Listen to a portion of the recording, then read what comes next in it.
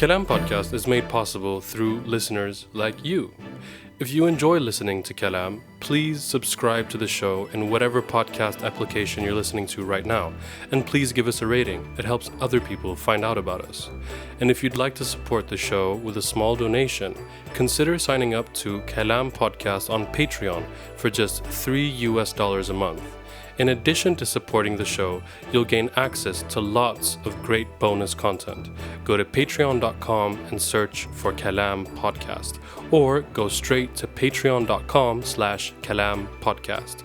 That's patreon.com/Kalam Podcast. Now, on to the show.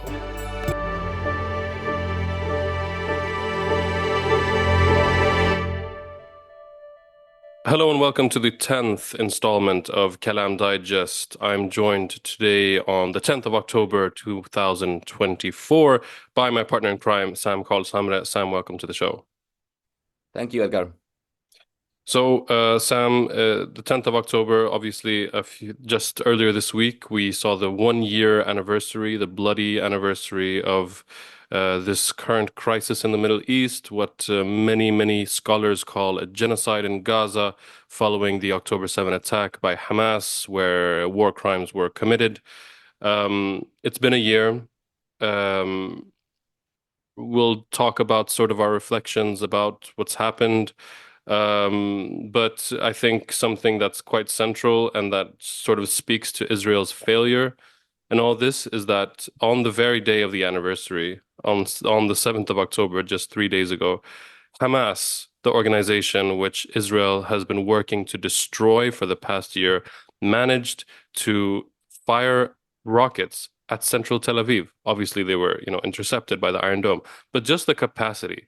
How nuts is that? Yeah, I mean it's unbelievable. I was surprised. I mean, I usually don't believe all the propaganda that's coming out of Israel, of course, about how they are successful in everything and Hamas are beaten.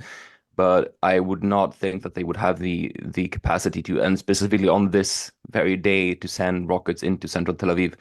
And contrary to what you said, actually, some of them hit. There were impacts in Tel Aviv. I think 2 or 3 people were injured. I mean, of course, it wasn't a big, it wasn't in terms of even military effect or even harm to civilians. It wasn't a big thing per se, but the fact that they managed to carry out that attack is hugely embarrassing to the Israeli government regime.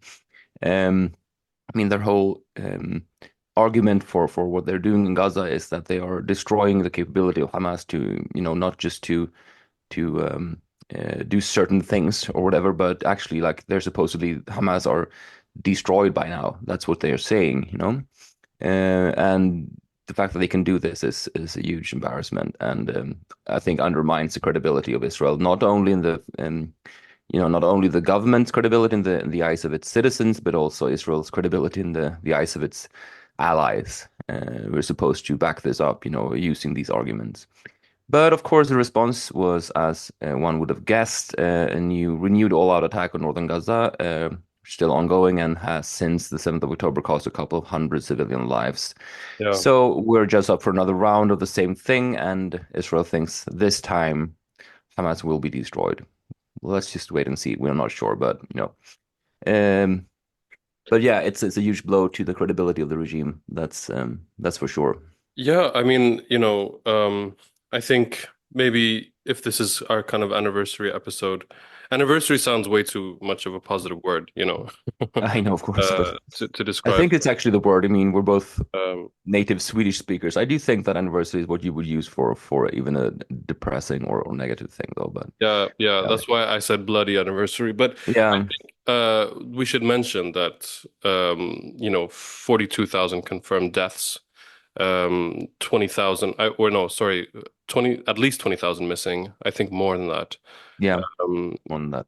And the Lancet Medical Journal estimates that the number is closer to 186,000 deaths, Yeah, directly or indirectly caused by this war. Um, which would be 10% almost of Gaza's total population, and if that's the case, exactly. those are still, of course, they're just projections and calculations, but Yeah. the Lancet is one of the I mean, it is the world's most leading, yeah, one credible of the, journal yeah, in its field, so exactly. it's not. And yeah, and it's not. I mean, it's not a pro-Palestinian outlet by any No, means. of course not. Uh, so I think, and of course, 90% of the population has been displaced Yeah, many of them several times displaced. yeah, Highest number of journalists killed in any conflict. Most amount of women and children killed in any conflict in modern times. yeah, And so I think that it's like it's the fact that Israel still hasn't destroyed Hamas, whether you want that to happen or not, but that's the stated aim, right? yeah, And they still haven't done it. And yeah, they're just intensifying their attacks on Gaza. I mean, how much can a people withstand? It's yeah, and it's also. I mean, we all know that the Israeli propaganda is really, really good at, exaggerating the efficiency of the Israeli army and how good they are at, surgical strikes and, yeah, all that bullshit. It's not true. We all know that, but even I, who don't usually believe that, I'm surprised by their lack yeah, of success in their stated aim. I mean, if you look at Gaza, if you just look at the pictures and the reporting, and how can they not have been able to they've gone over the area, just destroying everything in their way like many times now. yeah, How can Hamas have any military capabilities left? I'm surprised by that. Of yeah, course, there will always be fighters who manage to kind of, just disappear into the civilian population, dropping their uniforms, and that's always going to be the case. That was what I was thinking, is even if you destroy their capabilities now, leave, and after 2 months Hamas or something similar will be back. So that's always been, the problem with their yeah, strategy.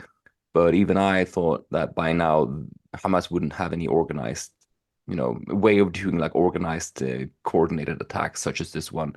I would think, perhaps at some place, some guy picks up a gun, and kills a soldier or something. But yeah, this surprises me, and it's a huge failure. You know, but on the other hand, it's also the story of counterinsurgency yeah, campaign since Vietnam. It never works out for some reason. It looks exactly. impossible. How can they not win this? Yeah. But it just keeps happening. It keeps Yeah. happening in Afghanistan, in Yemen, in Iraq, and you know, Strange how one never learns. I mean, I wonder if yeah, it's hubris or if it's incompetence. That's a philosophical question for another yeah. podcast. But For um, another Kalam Shorts indeed, on hubris. on hubris, that's not a bad Right. episode. Okay, so let's speak a little bit about the other front in this war. Speaking of incompetence and sort of a failure, despite Yeah, Israel taking out most of the Hezbollah command structure and military leadership, and of course yeah. the spiritual and political leader himself, Hassan Nasrallah.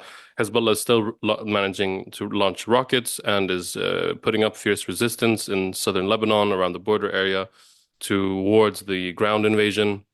Mm. Um, Two civilian deaths have been confirmed now from Hezbollah rockets into northern Israel. And I believe these are the first confirmed cases of civilian deaths in since the 7th of October, right? I'm not sure if it's since the 7th of October, for a very long time. I mean, and yeah, it's been at least for a couple of months, and Both by surely since, rockets, that is, the yeah. invasion started, or the all-out kind of war started a couple of Yeah, weeks ago. Um, and yeah, I mean, I mean, I think it's interesting for several reasons. One is, of course, I mean, these are civilians being killed. Whatever you think about Israel or Hezbollah or whatever, it's unacceptable. This is a war crime. You're not allowed yeah, to bombard civilians. But on the other hand, it also says something about, again, it's a failure of Israeli, yeah, um, you know, capabilities. They intercept all the rockets. Nothing ever happens. They always fall in open areas.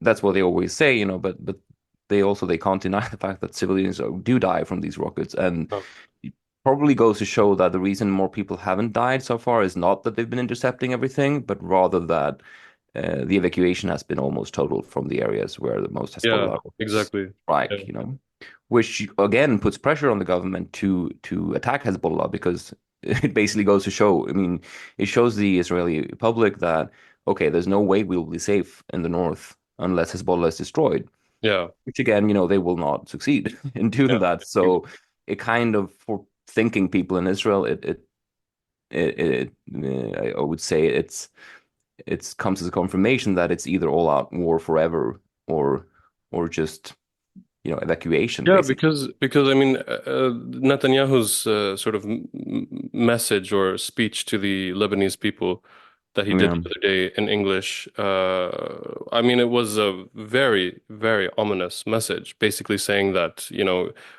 free yourself from Hezbollah, or we will do to you what we did in Gaza. Yeah, And I mean it's it's insane that he gets away with actually. I mean, he's threatening a sovereign nation with genocide. That's what he's yeah, doing, saying like we yeah, will kill you all. We don't care. I mean, yeah, because he keeps saying that they're in a war with Hezbollah, but he's basically saying like if you don't side with us, you will. If you don't actively throw out Hezbollah, we will just treat you as our all our enemies. And this is if anyone needs, proof of intent when it comes to yeah, genocide or war crimes, of course, this is it. No, it's not the first time, but it just he keeps saying things that is like this would end you up with a life sentence in The Hague, yep, if yep. there was any logic to international Inshallah, politics. one day. Inshallah one day, yeah.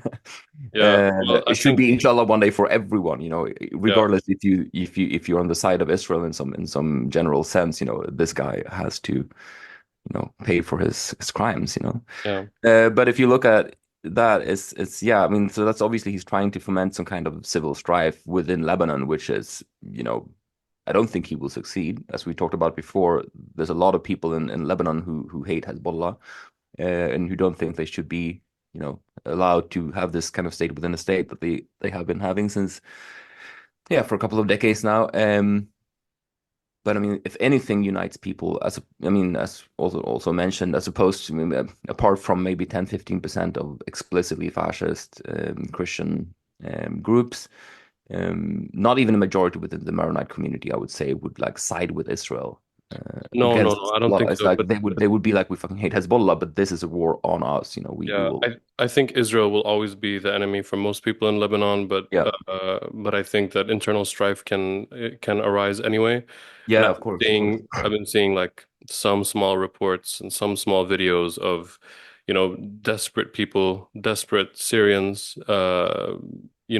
where there's been some kind of tension, and I'm not exactly Yeah. sure how that is playing out.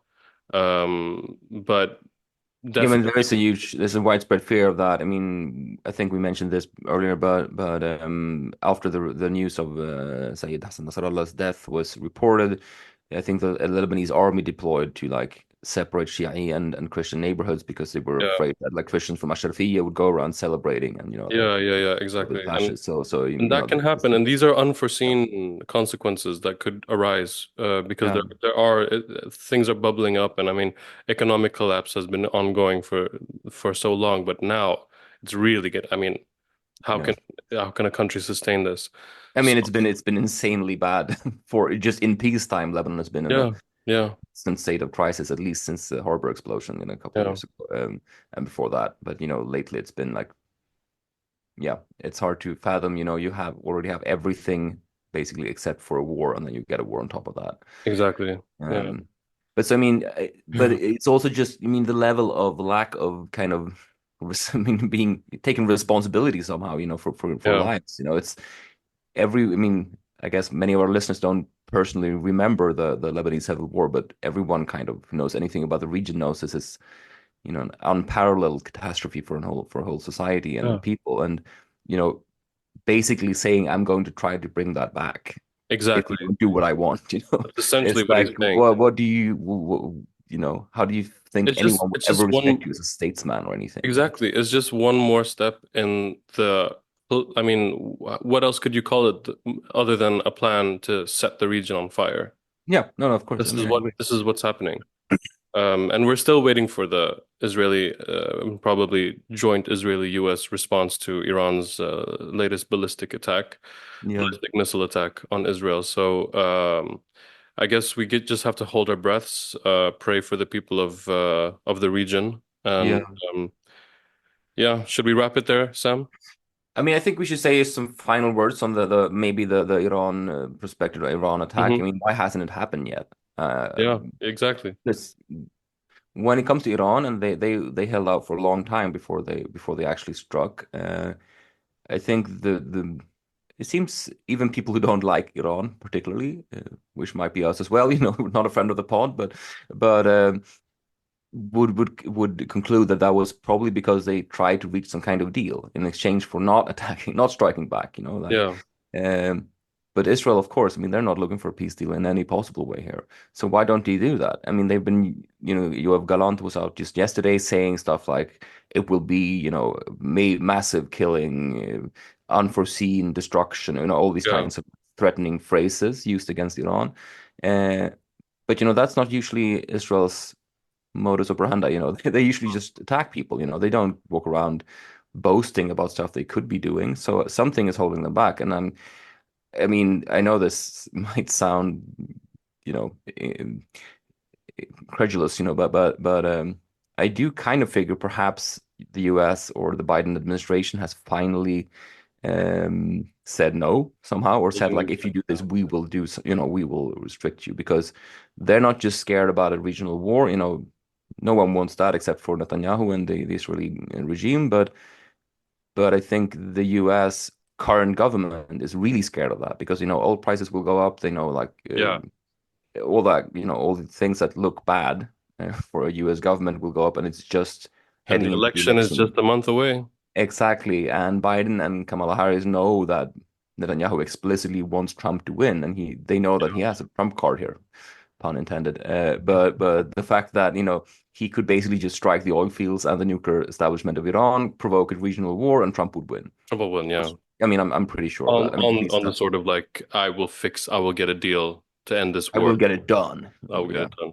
And also just the Well, economy going poorly means oh, means that whoever's in power, loses support. So yeah. yeah, So we're not sure, but I mean, something is going on behind the scenes here. I'm pretty sure we will see a strike soon, but something yeah, weird is happening that we don't yeah, really know about, because it's actually kept secret. yeah. Maybe we'll find out in 50 years when the documents are declassified.